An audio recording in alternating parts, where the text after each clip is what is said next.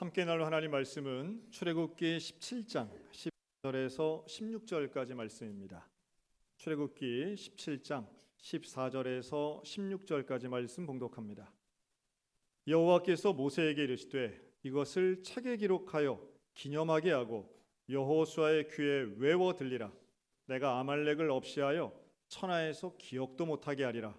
모세가 제단을 쌓고 그 이름을 여호와 니시라 하고 이르되 여호와께서 맹세하시기를 여호와가 아말렉과 더불어 대대로 싸우리라 하셨다 하였더라. 아멘.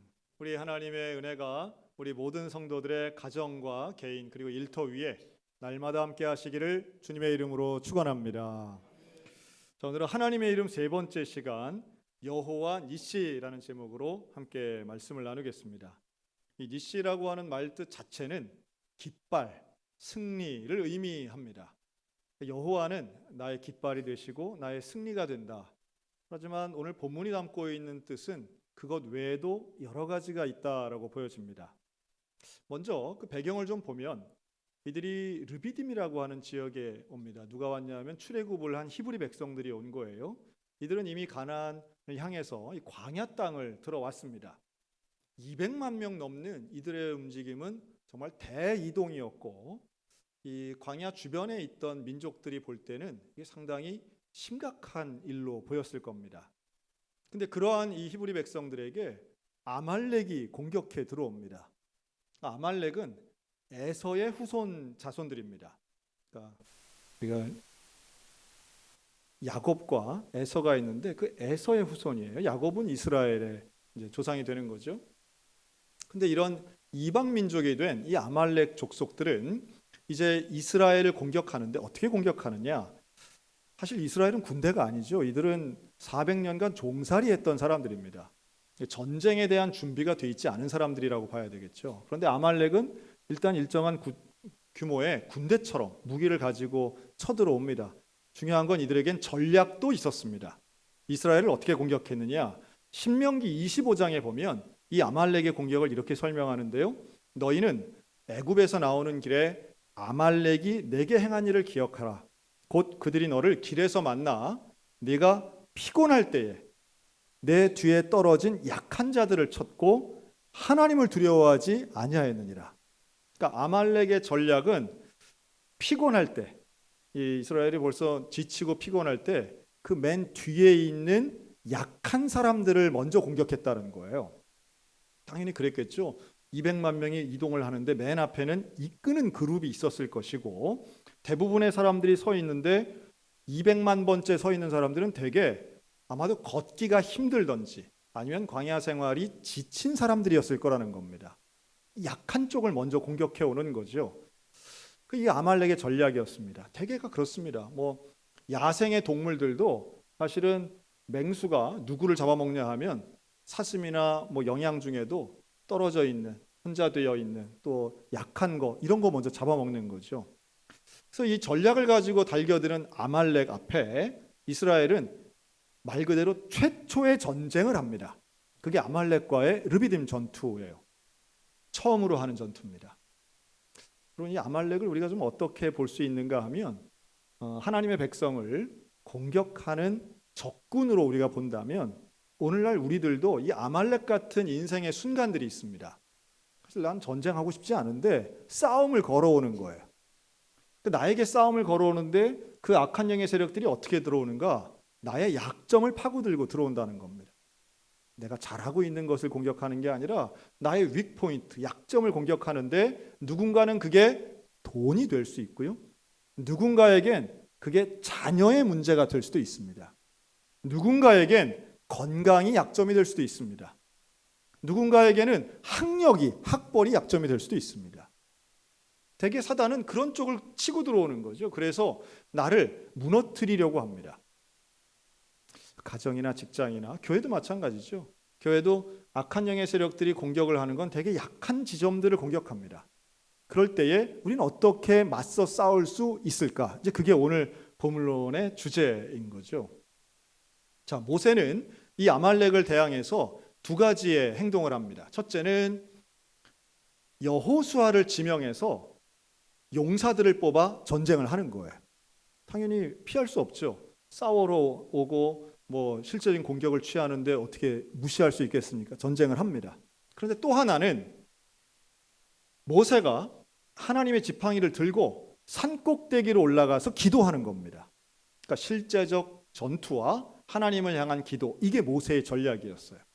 오늘 중요한 건 당연히 모세의 기도 쪽이 되겠죠. 그러나 이 균형이 잘 있어야 됩니다. 그리고 우리 믿는 사람들은 세상의 문제를 외면하는 사람이 아니고요. 세상과 사회 속에 있는 여러 다양한 현실의 문제들을 직접 몸으로 경험하고 때로는 투쟁하고 때로는 노력하면서 그러면서 기도도 해야 되는 사람들이라는 거예요. 그래서 그리스도인의 삶은 사실 쉽지는 않습니다. 사회 속에서 건전한 직장인도 돼야 되지만 또 사업가도 돼야 되지만 우리는 거룩한 기도하는 사람도 되어야 된다라고 하는 거예요. 이 두 가지의 균형 중에 오늘 모세는 여호수아는 전쟁을 하게 하고 모세는 산꼭대기 위에서 기도를 합니다. 여호수아가 이때 성경에 처음 등장합니다. 이 여호수아가 말 그대로 모세의 명령을 받아 부대를 조직하고 마치 조직되어 있지 않은 군대를 처음으로 동원하고 있는 장면이 나와요. 그리고 모세는 올라갑니다. 올라가서 기도하는데 어떻게 기도하느냐? 제가 3단어로 요약을 했습니다. 한번 따라할까요? 보고, 들고, 함께. 따라하지 않는 자는 변화가 있을지어다. 자, 어떻게 해요? 보고, 들고, 함께.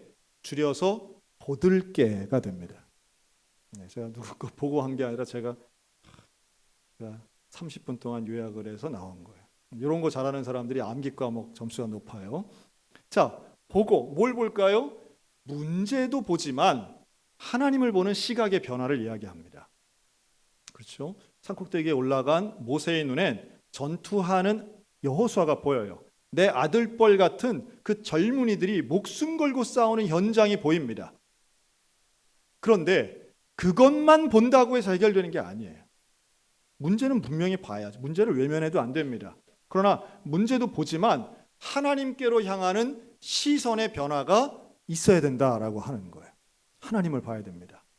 이 여호와 니시라고 하는 단어가 나오는데요. 이 여호와 니시를 모세가 어디다가 이름을 붙였냐 하면 다 전쟁 끝나고 제단을 만들고 그 제단 이름을 여호와 니시라고 해요. 제단의 이름이 여호와 니시예요. 니시란 말은 원래 깃발, 승리 이런 건데 제단의 이름을 놓고 여호와 니시라고 합니다. 그런데 이 니시가 하나 더 나와요. 어디서 나오느냐? 민수기 21장에 보면 이런 말씀이 있어요. 모세가 놋뱀을 만들어 장대 위에 다니 뱀에게 물린 자가 놋뱀을 쳐다본 즉 모두 살리라. 자, 이것은 하나님께서 이제 심판의 의미로 불뱀을 내리시잖아요. 근데 그 불뱀에 물린 사람들이 다 죽는데 하나님이 놋뱀을 만들어서 장대 위에 걸라. 그래서 그걸 본 사람은 살아나요. 근데 이때에 이 장대 위에 거는데 이 장대를 니시라고 하는 단어를 씁니다. 그러면 이렇게 볼 수 있어요. 우리는 깃발과 깃대, 깃발을 묶는 깃대가 있잖아요. 깃대와 깃발은 따로따로 표현하지만 니시라고 하는 말에 이게 다 들어가 있는 겁니다. 깃대나 깃발이나 다 포함된 거예요. 깃대와 깃발의 용도는 사람들로 하여금 쳐다보게끔 만드는 거예요. 우리의 상징이기도 하고 전투의 승리의 상징이기도 하지만 그것을 휘날릴 때 우리 편이냐 적군이냐를 분간하기도 하는 겁니다. 하나님의 방식, 모세의 기도의 방식 첫 번째는 시각을 바꾸는 거예요. 하나님을 바라보는 겁니다. 하나님 바라보고 기도하는 거예요. 그런데 두 번째는 손을 들고 기도합니다. 보고 들고. 손을 들고 기도하는 아주 특별한 장면이 나와요. 여러분, 하나님은 손 들고 기도할 때만 응답하실까요? 손 안 들고 기도해도 될까요? 당연히 손 안 들고 기도해도 다 기도가 됩니다.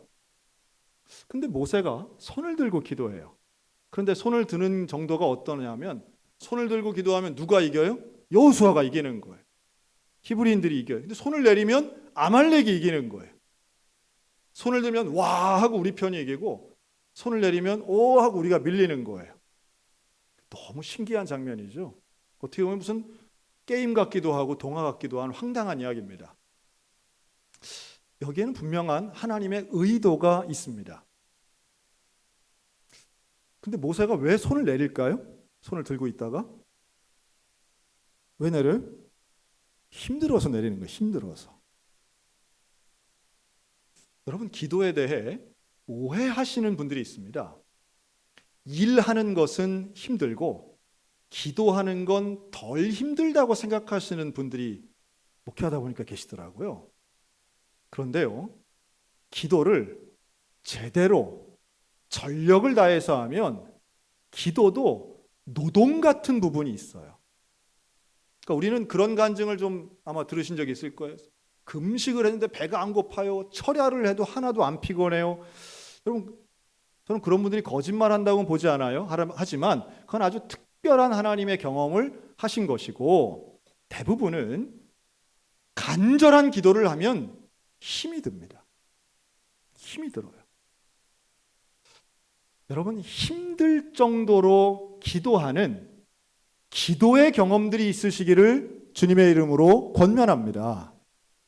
진짜 기도는, 간절함의 기도는, 목숨 걸고 하는 기도는 진이 빠집니다. 기도를 한 후에 거의 쓰러지고 싶은 정도예요. 예수님의 겟세마네 기도는 그래서 땀방울이 핏방울이 됐다고 말씀하세요. 여러분, 기도는 그렇게 속으로 뭘 생각하는, 그래서 에너지가 별로 안 드는 그런 일이 아니에요. 기도는 신체적으로도 힘이 드는 일이에요. 여러분, 진정한 하나님을 만나는, 피곤할 정도로 손을 내리고 싶고 주저앉고 싶을 정도의 진력을 다하는 기도를 경험하셨으면 좋겠습니다. 그 모세가 손을 드는 것, 여러분, 이걸 사실은 성경에도 몇 가지 손 드는 게 나오거든요. 일반적으로 손을 드는 것은 고대나 지금이나 사실은 내 손에 아무것도 없습니다 하는 항복의 의미, 또 전적인 의지의 의미가 분명히 있습니다. 꼭 총 앞에서만 손 들어가 아니라 칼 앞에서도, 활 앞에서 손을 드는 거죠. 그런데 또 하나 손을 드는 건 경배의 의미가 있습니다. 시편 134편을 포함해서 여러 가지 말들이, 이런 표현이 있어요. 성소를 향하여 너희 손을 들고 야훼를 송축하라. 사실 손을 들어 나의 어떤 존경과 표현을 하는 건 인간의 기본적인 행동입니다.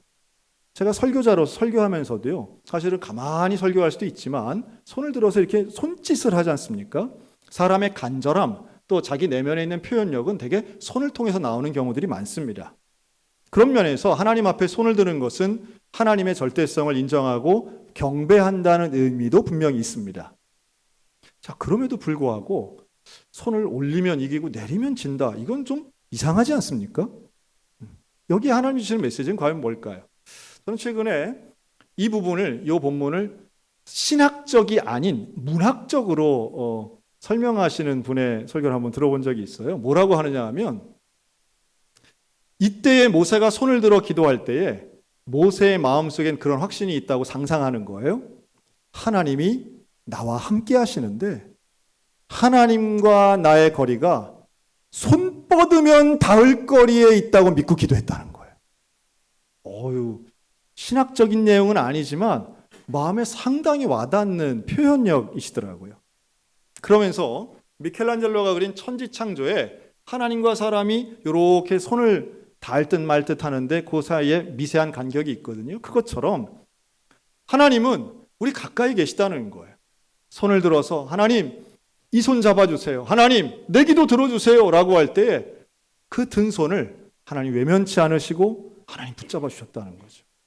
여러분, 오늘 우리 모두에게 나와 가까이 계신 하나님, 나와 동행하시는 하나님, 손 뻗으면 닿을 거리에 계시는 하나님을 믿는 마음으로 간절히 기도하여 응답받는 모두가 되시기를 주의 이름으로 축원합니다.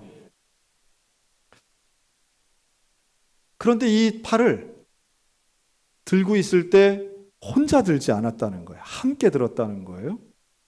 함께 드는데 누구랑 들었어요? 아론과 훌이란 사람과 함께 듭니다.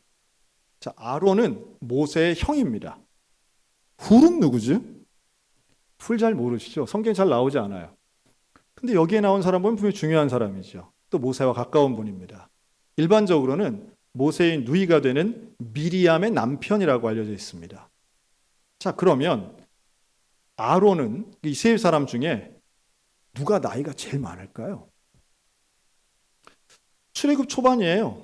사실은 모세보다도 나이 많은 사람 많이 있었고요. 최소한 아론은 형이니까 몇 살이 더 많았겠죠. 또 훌도 아무리 젊다 한들 그는 모세 또래의 사람이었습니다. 다시 말해 무슨 모세가 나이가 많아서 옆에서 젊은 아론과 훌이 받쳐준 게 아니고요. 그냥 할아버지 셋이 위해서 기도했던 거예요. 할아버지 셋이.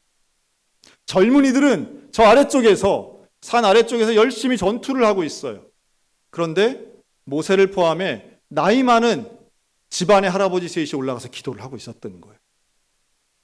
그런데 그렇게 기도하는데 모세가 중심이 되어서 모세가 힘이 드니까 돌을 갖다 놓고 앉히고 양쪽에서 아론과 훌이 모세의 팔을 들고 내려가지 못하도록 붙잡고 있는 거예요. 정말 특별한 장면입니다. 손 내려가면 지니까 붙잡고 있어요. 세상에 한 사람의 팔이 내려가고 올라가고의 승패가 결정된다니 참 어떤 면에서는 어이없어 보이기도 하지만 이들의 눈에 보이는 현상이기 때문에 그 팔이 내려가지 않도록 피곤한 모세의 팔을 붙잡고 있었어요. 우리는 이것을 세 명이 함께한 합심의 기도라고 해석하곤 합니다. 여러분, 함께 기도해야 되지 않겠습니까? 또 함께 기도하는 사람이 있을 때에 내 팔을 붙잡아주는 아론과 훌 같은 사람이 있을 때에 르비딤의 전투가 승리하게 된 줄로 믿으시기 바랍니다. 여기에서 우리는 이걸 볼 수 있어요. 왜? 하나님은 올라가고 내려가고 손의 높이에 따라서 다르게 하셨을까? 여기에는 하나님의 의도가 있습니다. 일반적으로 기도는 남에게 보이는 기도와 보이지 않는 기도가 있습니다. 대부분의 기도는 남에게 보일 필요가 없어요. 대부분의 기도는 골방에 들어가서 하는 거에 사람에게 보일 필요가 없어요. 하나님께 직접 하는 기도는 하나님과 나 사이에 있는 대화와 연결이에요. 그런데 오늘 본문의 기도는, 이 모세의 기도는 명확하게 다른 사람에게 보이는 기도입니다. 이게 하나님의 목적이에요. 누구에게 보이려고 했을까요? 산꼭대기에 있는 할아버지 3명을 밑에서 전투하고 있는 여호수아와 용사들은 그 모세가 보이는 거예요. 일부러 모세는 보이는 곳에서 기도했습니다. 손이 올라가면 우리가 이기는 거예요. 손이 내려가면 우리가 밀리는 거예요. 누군가 먼저 얘기했겠죠. 야, 손이 올라가면 우리가 이기네. 손이 내려가면 우리가 지네. 괜찮아. 이제는 아론과 훌이 붙잡고 있어. 저 손이 안 내려갈 거야. 우리가 이길 거야. 그럼 이걸 통해서 여호수아는 뭘 깨달았을까요? 전쟁이 무기를 들고 싸우는 우리 손에 승패가 달린 것이 아니라 전쟁의 승패는 여호와 하나님께 달려 있음을 이 용사들은 광야 첫 번째 전투에서 경험한 줄로 믿습니다. 이게 눈으로 보여지는 거예요. 모세도 놀랬겠죠. 당황했을 거예요. 야, 내가 손을 들어야 되는데. 여호수아도 얼마나 놀랬겠어요. 전투를 처음 하는 거예요.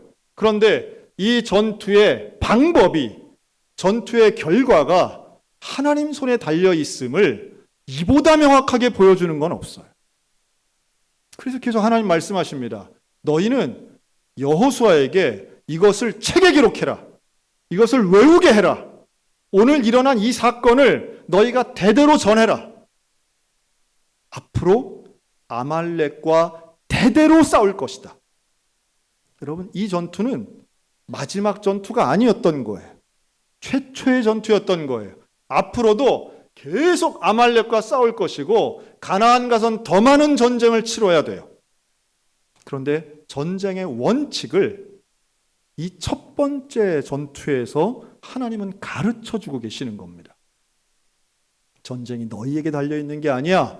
무기에 달려있고 전략에 달려있는 게 아니야. 이방인들의 규모에 달려있는 게 아니라 전쟁은 하나님께 속해 있는 것이다. 여러분, 오늘 우리에게 이 믿음과 이 경험이 있으시기를 주님의 이름으로 축복합니다. 인생에 아말렉과 같은 문제를 만났을 때, 나에게 전쟁을 걸어오고 전투를 걸어오는 문제를 만났을 때 우리는 그거 어떻게 해결해야 되겠습니까? 문제에 사로잡혀서 문제에 허우적대다가 그저 전쟁에 지면서 무기 탓이나 하고 병력 탓이나 하겠습니까? 아니면 하나님을 향하여 손을 들고 함께 기도하여 놀라운 기적의 승리를 맛보시겠습니까? 오늘 우리에게 주시는 메시지가 너무도 명확합니다. 우리 인생은 끊임없는 전쟁의 연속이에요. 그리고 그러한 전쟁의 연속 가운데 우리는 함께 기도해야만 합니다. 세상이 우리를 그냥 두지 않죠. 특별히 자녀의 문제가 있다고 한번 예를 들어볼까요? 여러분, 자녀의 문제는 남 이야기가 아니에요. 구경만 할 수가 없어요. 여호수아와 같이 내 자식벌의 사람들이 전투를 하고 있어요. 여러분, 그거 어떻게 하시겠습니까? 어떻게 도와줄 수 있겠습니까? 저는 믿음의 가정 안에 이러한 경험들이 있었으면 좋겠습니다.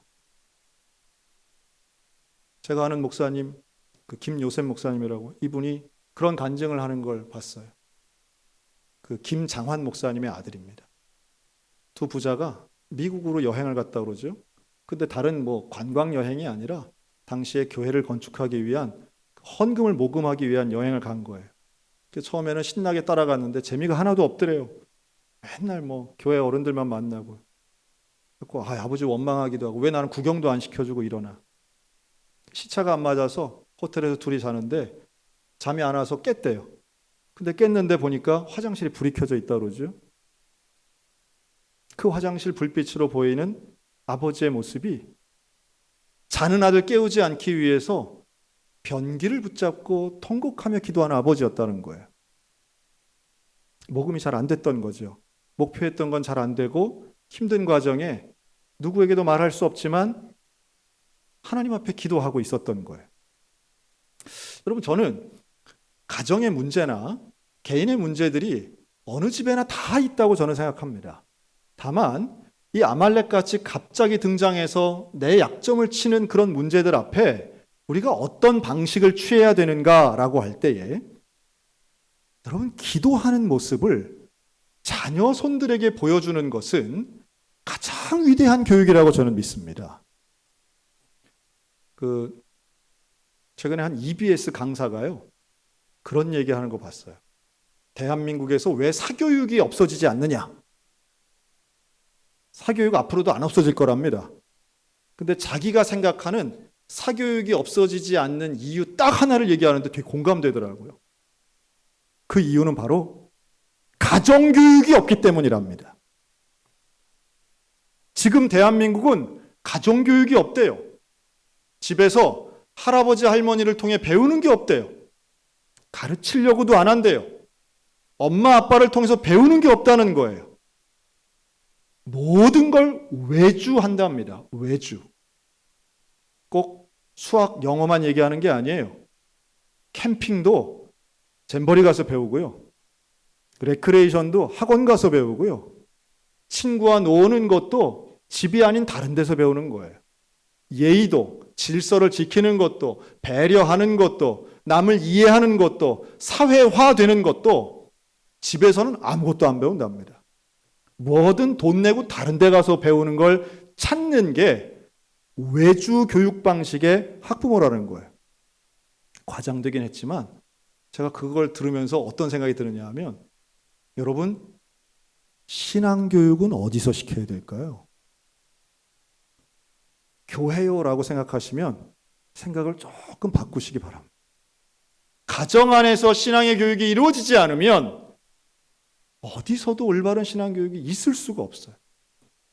교회는 그 다음이 돼야 될 것입니다.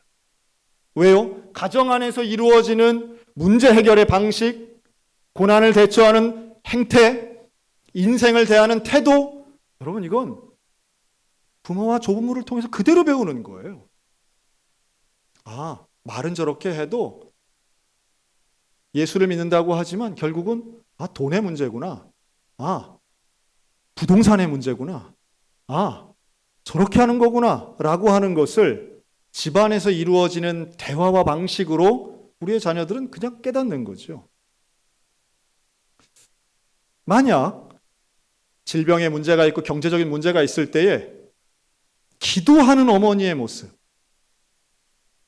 간절히 기도하는 할머니의 모습, 새벽에 깨어서 눈물로 기도하는 할아버지의 모습이 보일 수만 있다면 여러분, 그곳에 있는 아말렉 같은 생활의 문제들, 인생의 고민들이 하나님의 방식으로 거룩한 기적으로 변화되게 될 줄로 믿습니다. 하나님 우리와 함께 하시기 때문이에요. 하나님 약속하시기 때문이에요. 내가 너와 함께 하겠다. 저는 우리 믿음의 가정들 속에 신앙의 교육과 기도하는 모습들이 보여지는 기적과도 같은 역사들이 있었으면 참 좋겠습니다. 그리고 그것이 영적 존경의 형태가 된다고 확신하기 때문이에요. 누가 뭐래도 우리 할머니는 기도하시는 분이에요. 여러분, 아침에 아이들 학교 가기 전에 아침 준비하고 애들 깨우는 것도 중요하지만 억지로 깨우기도 하잖아요. 그런데 그때에 그 아이의 머리맡에 손을 얹고 기도한다면 여러분, 평생의 거룩함의 증거를 그 가슴 가운데 새기게 될 것입니다. 특별히 말 안 듣는 사춘기 가운데 있다면 더욱 그렇습니다. 포기하지 않으셨으면 좋겠습니다. 아말렉과의 전투도 사실은 싸우는 현장만큼 중요한 건 산꼭대기에서 기도하고 있었던 모세와 아론과 훌의 모습이었다는 거죠. 오늘 우리들이 보여지는 놀라운 것, 가능하다면 함께 기도하는 사람이 있으면 얼마나 감사한 일인지 몰라요. 여러분, 우리 믿음의 가정, 부부가 함께 기도하는 연합의 역사가 일어나시기를 주의 이름으로 축원합니다. 부부가 함께 기도하면 그 가정 절대로 망하지 않습니다. 여기에 자녀들까지 함께 기도한다면 그 가정은 망하지 않아요. 재벌이라도 망하는 인생 될 수 있지만 사업에 부도가 난다 할지라도 부부가 함께 기도하고 자녀와 함께 기도하는 그 가정은 다시 일어서게 될 줄로 믿습니다. 전도서 4장은 이렇게 말합니다. 한 사람이면 패하겠거니와 두 사람이면 능히 당하나니 삼겹줄은 쉽게 끊어지지 아니하느니라. 여러분, 온 가족이 함께 기도하는, 가장이 손을 들면 그 손을 잡는 아론과 훌 같은 가족들이 있다면 그 얼마나 아름다운 기도의 공동체가 되겠습니까? 그리고 문제 앞에, 고난 앞에, 아말렉 앞에 기도하자라고 말하는 사람이 한 명만 있어도 여러분, 그 가정은 소망이 있는 거예요. 빌립보서 4장, 아무것도 염려하지 말고 다만 모든 일에 기도와 간구로 너희 구할 것을 감사함으로 하나님께 아뢰라. 그리하면 모든 지각에 뛰어난 하나님의 평강이 그리스도 예수 안에서 너희 마음과 생각을 지키시리라. 여러분, 두려움과 염려, 미래에 대한 불안감, 그거 어떻게 지킬 수 있습니까? 하나님이 우리 마음을 붙잡아 주셔야만 되는 거예요. 앞으로도 우리는 죽을 때까지 염려하며 살 겁니다. 죽을 때까지 불안거리들은 늘 있을 거예요. 그때마다 어떻게 해야 될까요? 여러분, 르비딤의 기도를 기억하시기 바랍니다. 여호와 니시의 하나님을 떠올리시기 바랍니다. 우리를 승리케 하시는 하나님, 우리의 깃발 되신 그 하나님이 우리의 기도를 들으시고 우리의 든 손을 붙잡아 주실 것입니다. 그리고 그것을 나뿐만 아니라 대대로 내 후손들 가운데 앞으로 광야 같은 이 인생길을 걸어가는 우리의 자녀들, 우리의 손자, 손녀들이 이 여호와 니시의 하나님을 경험하고 바라보며 문제 앞에 기도하는 하나님의 믿음의 가정들 다 되시기를 우리 주님의 이름으로 축원합니다. 아멘. 기도하겠습니다.